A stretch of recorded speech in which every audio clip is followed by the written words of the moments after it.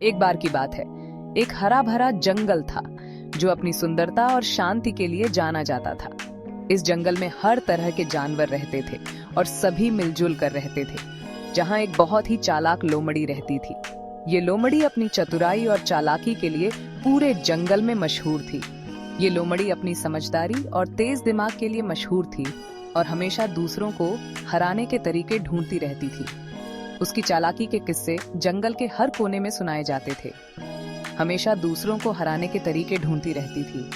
वह अपने हर कदम को बहुत सोच समझकर उठाती थी और कभी भी किसी मौके को हाथ से जाने नहीं देती थी। एक दिन लोमड़ी जंगल में इधर उधर घूम रही थी और अपने अगले शिकार की तलाश में थी। वह सोच रही थी कि आज किसे बेवकूफ बनाया जाए। जब उसने एक पेड़ पर एक कौए को बैठे देखा।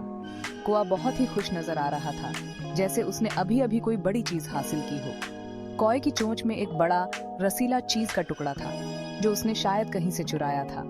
वह उस चीज को लेकर बहुत गर्व महसूस कर रहा था और उस चीज को देखकर लोमड़ी के मुंह में पानी आ गया। उसने सोचा कि अगर वह इस चीज को हासिल कर ले तो उसका दिन बन जाएगा। लोमड़ी शरारती ढंग से मुस्कुराई और ऊपर देखकर सोचा, ये स्वादिष्ट चीज कैसे हासिल करूं? मुझे कुछ करना होगा जिससे यह कौआ अपना चीज गिरा दे। आह, मेरे पास एक आइडिया है। उसने अपने दिमाग में एक योजना बनाई और उसे अमल में लाने के लिए तैयार हो गई। लोमड़ी ने मीठी आवाज में कौए से कहा, ओह प्यारे कौए, तुम सबसे खूबसूरत पक्षी हो जो मैंने कभी देखा है। तुम्हारी सुंदरता का कोई मुकाबला नहीं है। तुम सबसे खूबसूरत पक्षी हो जो मैंने कभी देखा है। तुम्हारे पंख कितने चमकदार हैं, जैसे किसी ने उन्हें खास तौर पर चमकाया हो। तुम्हारे पंख कितने चमकदार हैं और तुम्हारी आंखें तारे की तरह चमक रही हैं। तुम्हारी सुंदरता अद्वितीय है और तुम्हारी आंखें तारे की तरह चमक रही हैं। मैंने सुना है कि तुम्हारी आवाज भी तुम्हारी सुंदरता की तरह ही प्यारी है। अगर तुम गाओगे तो पूरा जंगल मंत्र मुक्त हो जाएगा। मैंने सुना है कि तुम्हारी आवाज भी तुम्हारी सुंदरता की तरह ही प्यारी है। क्या तुम मेरे लिए एक गाना गाओगे प्लीज? क्या तुम मेरे लिए एक गाना गाओगे प्लीज? कौआ इतना खुश हुआ इस तारीफ से कि उसने अपनी सुंदर आवाज दिखाने का फैसला किया।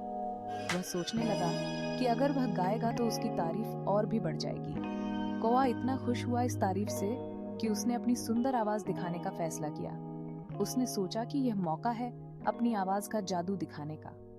उसने अपनी चोंच खोली गाना गाने के लिए और जैसे ही उसने गाना शुरू किया, उसका चीज जमीन पर गिर गया और चीज जमीन पर गिर गया।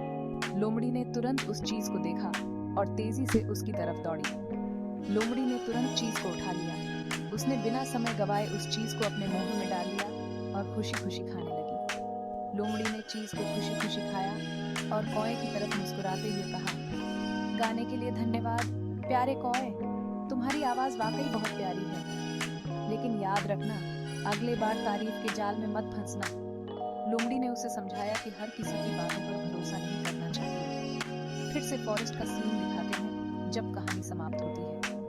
जंगल में सब कुछ फिर से शांत हो गया और सभी जानवर अपने अपने काम में लग गए। और बच्चों, इस कहानी से हमें ये सीख मिलती है कि हमें हमेशा स्मार्ट और चालाकी से काम लेना चाहिए, लेकिन किसी की तारीफ के जाल में नहीं फंसना चाहिए। हमें अपनी समझदारी का इस्तेमाल करना चाहिए और किसी भी स्थिति में सतर्क रहना चाहिए, लेकिन किसी की तारीफ के जाल में नहीं फंसना चाहिए। हमें अपनी समझदारी का इस्तेमाल करना चाहिए और किसी भी स्थिति में सतर्क रहना चाहिए। Background music starts showing a peaceful forest scene. इस कहानी से हमें यह भी सीख मिलती है कि हमें अपनी बुद्धिमानी का सही उपयोग करना चाहिए और कभी भी किसी को धोखा नहीं देना चाहिए। धन्यवाद बच्चों। अगली कहानी तक के लिए अलविदा। और याद रखना, हमेशा सच्चाई और ईमानदारी के रास्ते पर चलना।